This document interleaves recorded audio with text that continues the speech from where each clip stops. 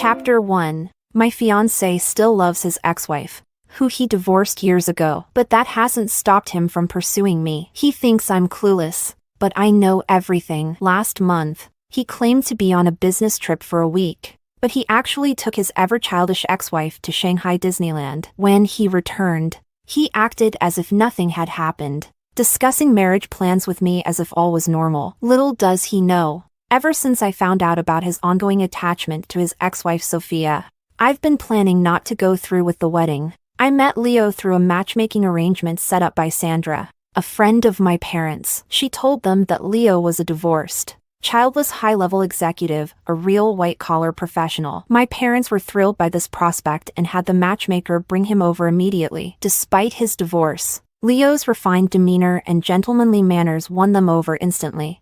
They couldn't wait for us to get married. I was indifferent about the arranged meeting, but Leo charmed my parents, and I found myself warming up to him, thinking that maybe having such a harmonious family life wouldn't be so bad after all. I've kept Leo's lingering ties with his ex-wife secret from my parents, who still hold him in high regard. When I got home from work, my dad looked behind me, obviously disappointed. "Why didn't you bring Leo home for dinner?" As I took off my shoes, I explained, "He has his job, and I have mine. We couldn't coordinate our schedules today." On Sunday, discuss with Leo about inviting his parents over so we can talk about your wedding, my dad suggested. "Okay, I will," I replied as I grabbed my bag and headed toward my room, then asked casually, "Dad, why did Sandra suddenly think to set me up?"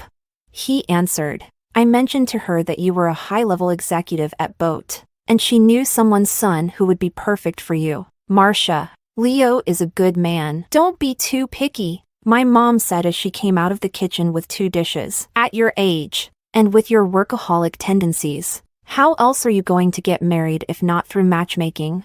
"I'm not being picky. We're just getting to know each other," I said somewhat distractedly during dinner. "Why did Sandra rush to set me up with someone as soon as she heard I work at Boat?" "Tomorrow, I'll go and ask her about it. You both should get along fine. I think Leo is quite a catch," my dad added. I nodded automatically, then seized the opportunity to bring up, "Oh, by the way, parents, Leo has a business trip this week, and I do too, coincidentally on the same flight. We'll come over for dinner once we're back. When you get married, you should quit your job," my mom declared authoritatively. I gave no confirmation or denial. This marriage is not happening, and I'm not planning to quit my job. The next day, I went looking for Sandra, only to find out she had gone to Shanghai. What a coincidence. I overheard Sandra's neighbor chatting with someone else. Sandra said her son works at a big company, Boat, and he makes tens of thousands a month. Isn't that so? And last month, her son took her to Shanghai to see his wife and grandson. I caught their conversation but didn't quite grasp all of it. It seems Sandra went to reunite with her son, daughter-in-law, and grandson. I won't disturb her now. I'll go to Shanghai to take care of the business I have planned. Chapter 2. Sophia was there with a little boy, a few years old. She wasn't strikingly beautiful, but she had a mature charm that made her likable. She was playing bumper cars with the little boy. I searched for Leo nearby, and to avoid being recognized, I wore a blonde wig and large sunglasses to cover my face, and dressed in newly bought Western-style clothing. After a while, I finally found Sandra sitting under an umbrella in a shaded spot. Leo was at a nearby snack bar buying 2 ice cream cones. He walked over and naturally handed one to Sandra, and I quickly snapped a photo with my phone. I took the umbrella, found a spot near them in the shade, sat down, and turned on my phone's recorder. Leo's voice came through. "Mom, if I marry Marcia, she'll eventually find out about our relationship. Just don't let her know, right? I've already checked. Boat values its executives highly. As long as Marcia recommends you, there won't be any problem getting into Boat," Sandra replied. I lay under the umbrella, resting with my eyes closed. Sophia and the little boy, after a round of games, walked over. "Mom, Leo, let's play the next game together. Lucas has been looking forward to playing with you," she said. "Daddy," the little boy, called Lucas, said sweetly. Leo fondly agreed. "Lucas, good boy." Such a sweet family. Anyone would envy them. It just makes you wonder what Sophia's husband would think knowing his son has another dad. I sent the photo of Sophia and her son to my friend Eric, asking him to contact Sophia's husband as soon as possible. I also sent over Sophia's address and her current location. The words of Sandra's neighbor echoed in my ears. Sandra went to Shanghai to reunite with her son, daughter-in-law, and grandson. I initially thought Sandra's reunion was none of my business, but I couldn't help myself and sent a message to my dad. Dad, did you know Sandra is Leo's mom? My dad immediately replied to my WeChat message. How is that possible? Sandra is a lonely old woman with no children. Maybe Leo is her godson. Well, godson could be an explanation. I sent him another message. Then why don't you call Sandra and ask her to come over for dinner?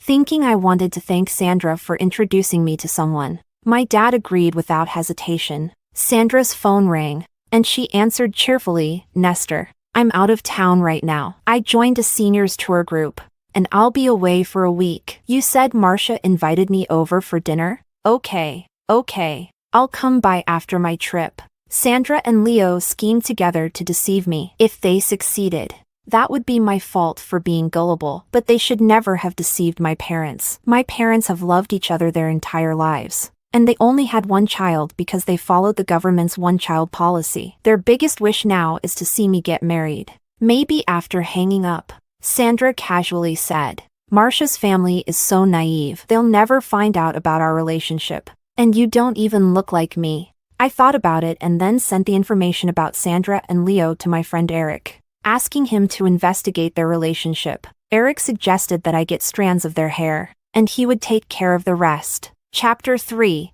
Mom. I'm bleeding from the nose. Lucas yelled. Leo, Sandra, and Sophia all scrambled to respond. How did you start bleeding?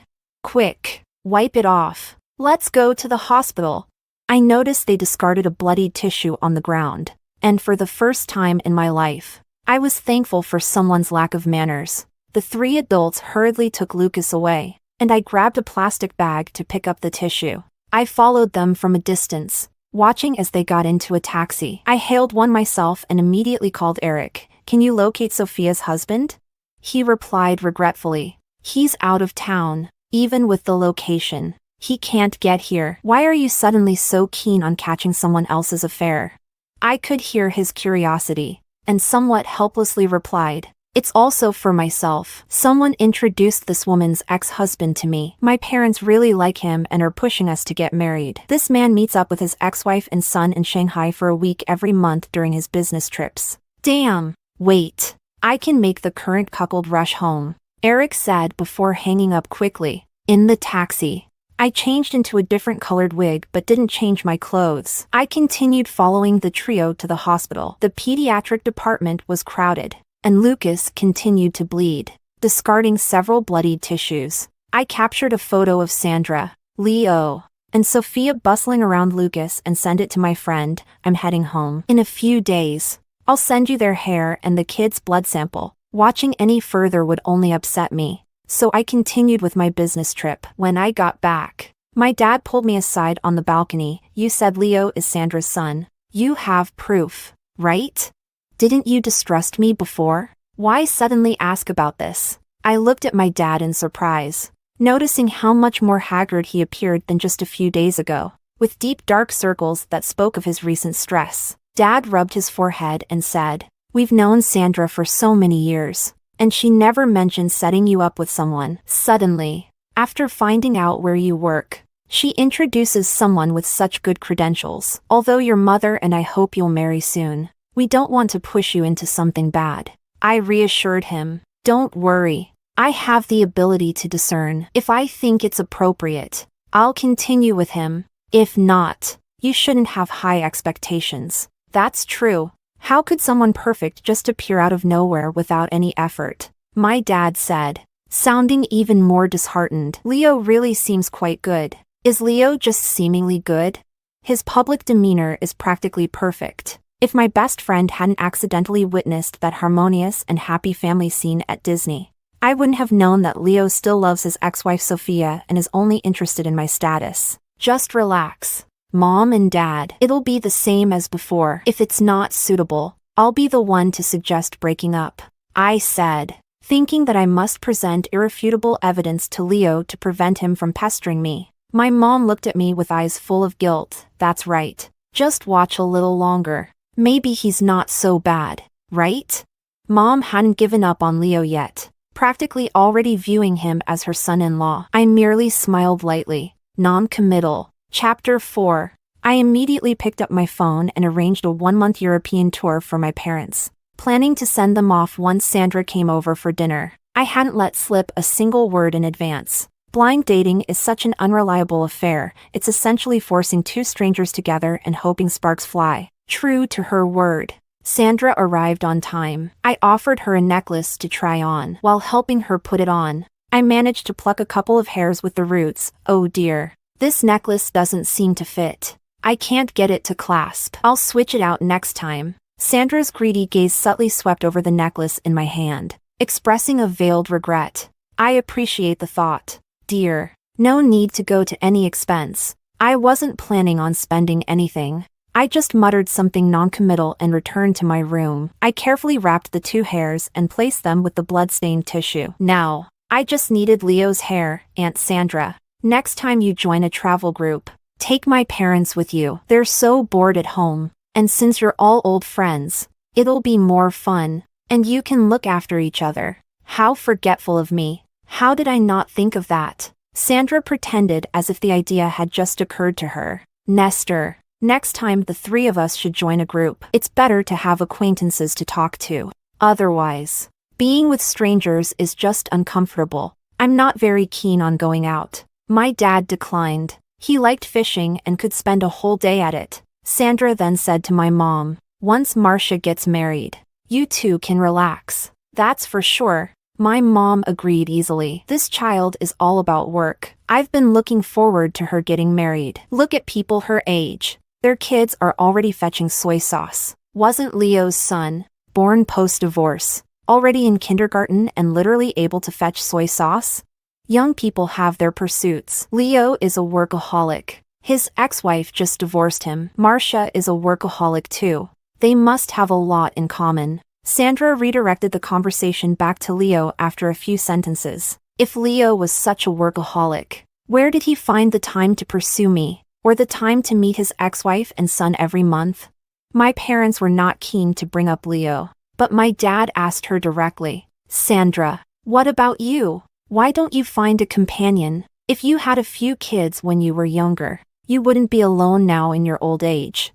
Sandra looked visibly uncomfortable, being single. How free it feels. I used to think the same way, that being alone was more comfortable. I picked up where Sandra left off. My parents are constantly pushing me. I'm so busy with work. Where do I have time for romance? If I had a child, there'd be no one to help them as they get older. Why not just hire a nanny? With your high salary, you could afford 2, one to take care of your parents and another for your child. Wouldn't that be great? Sandra said, unwittingly revealing too much. Even my own parents don't know how much I earn. They have no idea about the extent of my finances. My parents don't like the idea of having a nanny. If they did, I'd have moved out and lived at the office long ago. Why need a nanny? They are so expensive. Besides, haven't you seen online how some nannies treat the elderly and children? Anyway, your father and I don't want one. Don't even think about it. My mom immediately objected. We don't need you to look after us in the future either. We'll go to a nursing home. We have our pensions.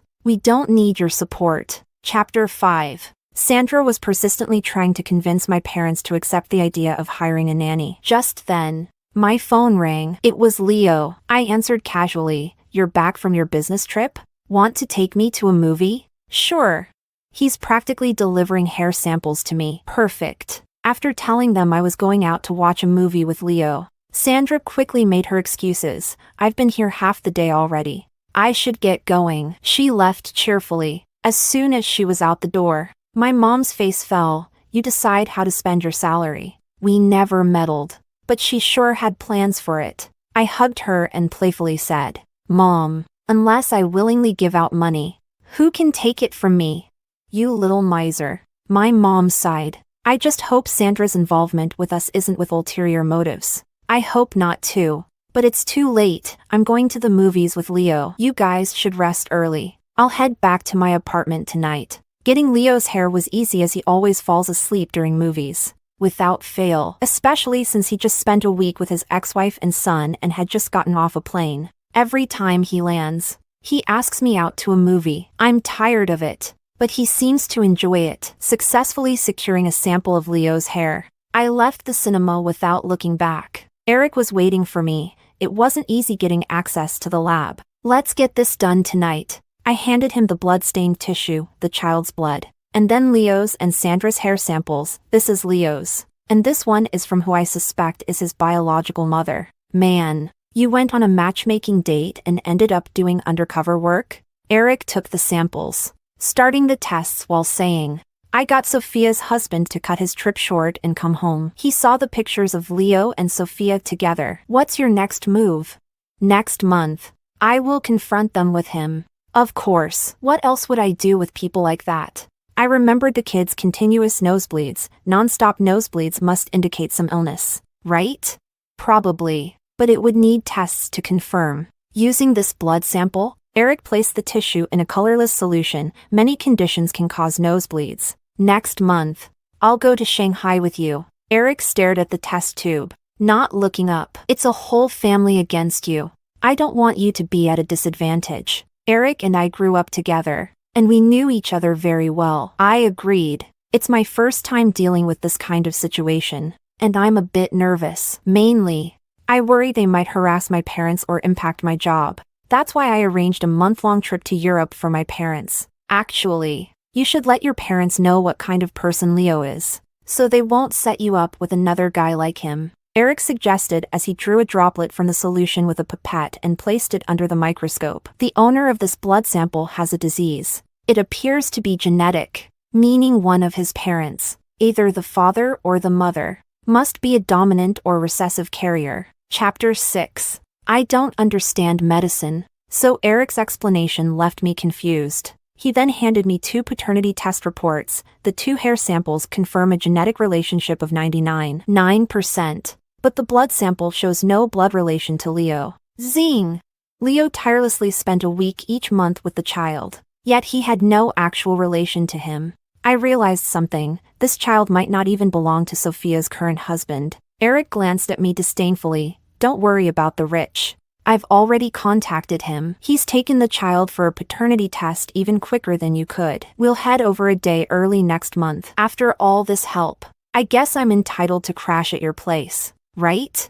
Of course. No problem. But you'll have to wait a month. You know I can only boil water and order takeout. My culinary skills are limited to instant noodles. Eric didn't even bother to roll his eyes. You say that. But I can do that too. So, a month from now, and don't you dare try to get busy on me. My phone rang, and seeing Leo's name on the display, I casually answered. You fell asleep halfway through the movie. Couldn't wake you. So I went to the night market by myself. Don't bother looking for me. I'll head home on my own. After hanging up, Eric spoke up. I'll give you a ride home. Perfect. I didn't drive. I didn't hesitate to accept his offer. Have you had dinner yet?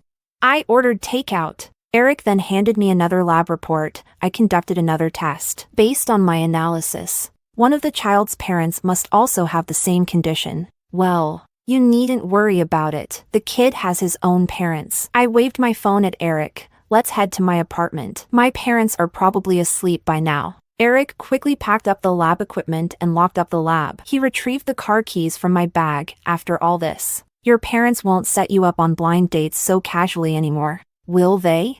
They might stop setting me up on random blind dates, but they won't give up entirely. I smiled bitterly. My parents are eager to have grandchildren, but where am I supposed to pull one out from? I understand how you feel. My family has been pressuring me lately too.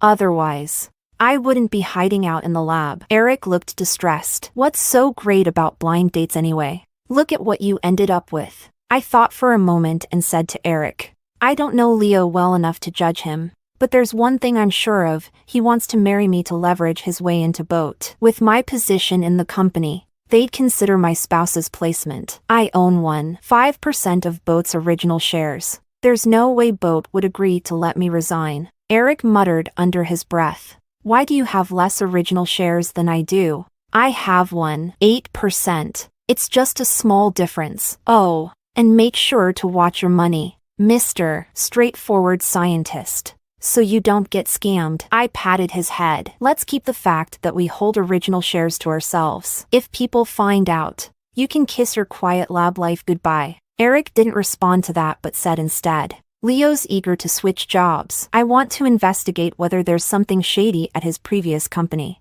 He probably just heard that Boat offers great benefits. I said, better to have something on Leo, just in case he can't get through you and tries to go through someone else. Eric dialed a number. Is there someone named Leo in your company? Chapter 7. Eric asked a friend to look into Leo at his company, so all I had to do was wait for the information. The next day after work, I drove straight home to help my parents pack their bags. My mom was cooking in the kitchen. Marcia, what are you rummaging through in our room? My dad noticed me packing a suitcase and searching for documents. Honey, come quick. My mom had to turn off the stove and come to the bedroom. Marcia, what's gotten into you? Passports. Where are your passports? I signed you up for a travel group. You two can go enjoy yourselves without having to envy anyone. I quickly packed my parents' luggage and handed them the travel group vouchers along with the plane tickets. My dad finally caught on. If we leave, you'll be alone. What if they bully you? We'd better stay home to help you. Eric will help me. It's just a breakup, not a divorce. You two go enjoy your trip. I'll swiftly cut off Sandra's connection to our family and make sure Leo stops bothering me. I coaxed my mom into finding their documents and sent them off to the airport shuttle. I don't want my parents to worry about me. I'm used to handling everything myself. Leo isn't really a problem, just an insignificant episode. But he made the mistake of targeting my parents. I'm my parents' weak spot, just as they are my reverse scale. It's one thing to deceive me, but don't you dare deceive them. Leo will have to pay for this. When Leo showed up again to have dinner with my parents, only I was home, eating instant noodles. Marcia, where are Auntie and Uncle? Hearing him call me Marcia made me feel repulsed. A few days ago, Sandra signed up for a seniors travel group and went away for a week. My parents were envious, so they signed up and left too. Instant noodles aren't nutritious. Let me take you out for dinner, and I'll stay over tonight to keep you company. Leo reached out to take my bowl of noodles. I picked up the bowl, dodging his hand. I'm already full. If you want to eat, go on your own. I don't need you to keep me company. Leo sat down beside me, gently placing his hand on my leg. We've been together for so long. Are you really heartless enough to kick me out? His hand, gentle and subtle, tested the waters. Of course. I'm being heartless. We've only just met. It's not appropriate for you to stay here. I stood up and moved away from him. Leo, we're not that close yet. Didn't we just talk about marriage not long ago? Is it because I've been traveling for work too much lately? I'll talk to the company and try to reduce my business trips so I can spend more time with you. You know, it's not like I have much say over the work schedule, Leo said, blocking my path. Marcia, I travel a lot too, so I understand that. But what I don't understand is why you need to stay over. I looked at Leo coldly, not bothering to hide my displeasure as he approached. We've only just met. Talking about marriage in a blind date context is just about setting expectations, not a commitment to marry right away. Aren't you getting ahead of yourself? We've known each other for months. How can you say we just met? From the time we started dating, we've both been satisfied with each other, Leo insisted, not backing down. Isn't talking about marriage just the natural next step? Chapter 8. Your phone is ringing. I pointed to his pocket, which was vibrating nonstop. You should answer it first. Leo took out his phone, glanced at the screen, and quickly hung up before putting it back in his pocket. Just a spam call. You don't need to explain. You should go home. I don't like having people stay over. Leo was standing too close, giving me a sense of danger. In my hand, I only had a half-eaten bowl of instant noodles and a plastic fork. The familiar buzzing sound came again. This time, I didn't say anything. Leo frowned, pulled out his phone, and dismissed the call again. If I wasn't mistaken, the caller ID on his screen said wife. You should answer it. Just in case it's something urgent, I said, quickly moving away from Leo and heading into the kitchen when his phone started vibrating again. I gave Leo some space. He glanced at me, then took his phone and walked out to the balcony. I'm busy right now. I'll call you back when I'm done. Leo hung up and walked back towards me. It was just work. Nothing urgent. Let's continue our conversation. I'm pretty busy lately, so I don't have time to discuss personal matters. You should leave, I said, pointing to the door. I need to get some rest. Leo took a couple more steps towards me, but then his phone chimed with several text notifications in a row, and he couldn't keep his calm expression anymore. We'll talk about the marriage issue when we have more time. Finally, I got Leo out the door. He hurriedly walked down the stairs, already on the phone again, speaking in a low voice. Mom, call Sophia and ask her what's going on. I was just talking to Marcia, and she kept calling me. I couldn't ignore it, but I also didn't want Marcia to hear. I've been traveling too much, and now Marcia's upset. I quietly opened the door and stood in the hallway, watching him as he spoke, covering the phone's mouthpiece with his hand. Marry him? He can keep dreaming. I was now even more eager to meet Sophia's current husband. Nearly a month had passed since Leo's last business trip, and he asked me out for lunch. I have a business trip next week. I've talked to the company, and after this trip, I'll be traveling less. I'll make time for you to get to know me better. All right, let's talk when you get back. I'm planning to study intensively for a few days, so I might not have my phone on. I gave Leo a reasonable excuse for not staying in touch. Just send me a message when you can. I'll be busy on the trip too, so I might not reply right away. Leo quickly took advantage of my words. He's so used to acting that when he goes to reunite with his ex-wife, he makes it sound like he's just busy on a work trip. If it weren't for my calm demeanor, I might have already lost patience and exposed him. Take your time eating. I've already paid the bill. I have something else to do, so I'm leaving. I'll transfer the money to you on WeChat later. Leo reached for his phone, but I was already up and leaving. Eric told me that Leo's company is planning to downsize certain departments. Unless something changes, Leo is likely one of the people to be let go. He's facing either a reassignment or a layoff. So Leo thinks he can use me as a stepping stone to change his fate? He can keep dreaming. Chapter 9. After confirming Leo's business trip dates and location, Shanghai, I started paying attention to Sandra's movements. Sandra also went to Shanghai. Once I confirmed that, Eric and I arrived in Shanghai a day before Leo. We met Sophia's current husband, Daniel, a very shrewd-looking middle-aged man who was well-preserved. Despite his low spirits, he remained composed and politely said to me, Marcia, Eric mentioned that you have some photos? I handed him my phone. These are photos I took when I came to Shanghai last month. I personally heard that boy named Lucas call Leo dad. Daniel scrolled through the photos on my phone. Could you send me copies of these photos? I like to include date stamps when I take photos, so the dates were right there on the pictures, making them indisputable. I sent them to Daniel right away. What do you plan to do? I'll go on my business trip as usual. I've already arranged for someone to keep an eye on them. We can go together when the time comes, Daniel said in a low voice. The son I've been raising for years has no relation to me at all. I pulled out a piece of paper from my bag. Lucas isn't related to Sophia's ex-husband either. Daniel's face twitched slightly as he sat up straighter, scrutinizing me. Why are you doing this? How much money do you want? I know you're wealthy, but I'm not exactly poor myself. I understood what Daniel meant. He thought I had ulterior motives. I sat up straight and met Daniel's gaze without hesitation. Recently, someone introduced me to a potential partner, Sophia's ex-husband, Leo. He's very good at charming my parents, but his eagerness was a bit too much, so I started looking into his personal life. He told me he goes on business trips once a month, each lasting a week. The person who introduced him to me is supposedly childless. During my investigation, I discovered that she is Leo's biological mother, so I dug a bit deeper. By now, you should realize I have no hidden agenda. They deceived my parents and me, and I'm just protecting myself. I found you because I want to cut off their escape route completely. People with poor character don't deserve a second chance. I hate when people approach me with ulterior motives. Just like you. Daniel's expression relaxed a bit. I was overthinking it. His phone screen lit up, and he glanced at it. His expression grew colder. They've left.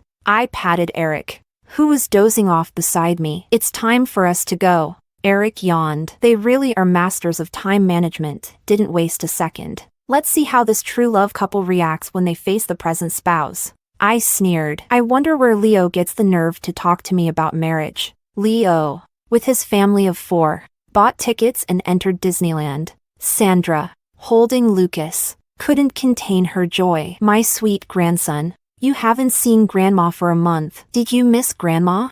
Lucas replied in a loud, clear voice. I missed Grandma. Did you miss Daddy? Leo, with his arm around Sophia's shoulder, gave Lucas a kiss on the cheek. Suddenly, he froze mid-action. A few people from various angles were taking pictures of the family of 4. Sophia saw Daniel and screamed, shoving Leo away. Honey, let me explain. Leo saw me standing next to Daniel. His mouth opened. Marcia, let me explain. Sandra covered her face and tried to run, but 2 large men grabbed her shoulders. Our boss didn't give you permission to leave. Chapter 10. Daniel raised his hand and slapped Sophia across the face. I've been raising a bastard for years. Is this how you show your love for me? Leo hurriedly tried to explain, but I smiled at him. No need to rush. Leo, Lucas isn't your son either. You might want to ask Sophia about that. Sophia, holding her face, looked panicked. Honey, this child is yours. We were together at that time. Daniel sneered. I've already done a paternity test with that little bastard. He's not my son, and he's not your ex-husband's either. I didn't realize your life was so eventful. I underestimated you. Lucas isn't my son? How is that possible? Leo stared at Sophia in shock. Didn't you say he was my son? Sandra, who was trying to flee, turned on Sophia as soon as she heard that Lucas wasn't her grandson. She slapped Sophia several times, yelling, You wretch! All these years, we've given you money whenever you asked, and we came every month to spend time with you and Lucas. But he's just a bastard? Give me back my money! TSK. I think I'll just sit down and watch for now. Sophia screamed. Honey, the paternity test must be wrong. Lucas is your child. Mom, stop hitting her. I never told you Lucas was Leo's son. I only said I had a son. Daniel said coldly. Lucas has a genetic disorder. Neither you nor I have it. So that means his biological father does. Why don't you go ahead and dig through your list of connections and find this man, okay? Genetic disorder? Leo's face turned black, then purple. He had been protecting Sophia from Sandra's blows, but now he let go. You couldn't even spare our neighbor? Even rabbits don't eat the grass near their burrow. And I was her boss. Daniel sneered. It seems she's got a habit of eating that grass. Well, you're free to go find other grass to munch on. He instructed his people. Get rid of all Sophia's personal belongings. Neither she nor her son is allowed to set foot in my house ever again. Call the lawyer. Sophia committed adultery during our marriage. She's leaving with nothing. Sophia's hair was disheveled, and her face was scratched from Sandra's attack. Hearing that Daniel wanted to divorce her, she panicked and pleaded. Honey, I love you. You can't do this to me. I am rich, but I'm not an idiot. Daniel's face was full of disgust. You had me raise a bastard for years, and you still have the nerve to say you love me? At this point, Leo turned his attention to me, looking embarrassed. Marcia, can we talk about our situation later? Ha, you still haven't given up on the idea of marrying me and using me to get into boat? You and your mother's little scheme isn't finished yet? I sneered. Leo instinctively glanced at Sandra, then quickly tried to look away. Still pretending? I looked at Sandra and said, Sandra, what should I call you now? I am not Leo's mother. You're mistaken. Sandra, her face scratched by Sophia, hurried to explain. Leo tried to grab my hand, but I pulled away. I had a paternity test done for you and Sandra too. The mention of the words paternity test made Leo's face change dramatically. Marcia, why are you doing this to me? Haven't I treated you well? If your mother didn't know I worked at Boat, would you have gone on that blind date with me? I said coldly. You couldn't secure your job, So you thought you could use boat's rules to take a shortcut. You're smart. But other people aren't idiots either. I didn't get to where I am by being naive. I wish you and your family a happy reunion. Eric. Let's go. I walked away with Eric. Leo humiliated Daniel by cuckolding him. And Daniel wouldn't let him off easily. Was Eric who told me what happened afterward. Sophia didn't remarry Leo. Instead, she went to find Lucas's biological father. But it turned out he had died from illness. Leo's mother blamed Sophia for causing Leo to lose a high-ranking wife and constantly harassed her. I found it amusing. Are they still dreaming? I don't care if Leo has given up or not. But after my parents returned from their trip abroad, they were quiet for a while, then started trying to arrange blind dates for me again. Ugh. Asking for advice online, how can a single female executive avoid blind dates?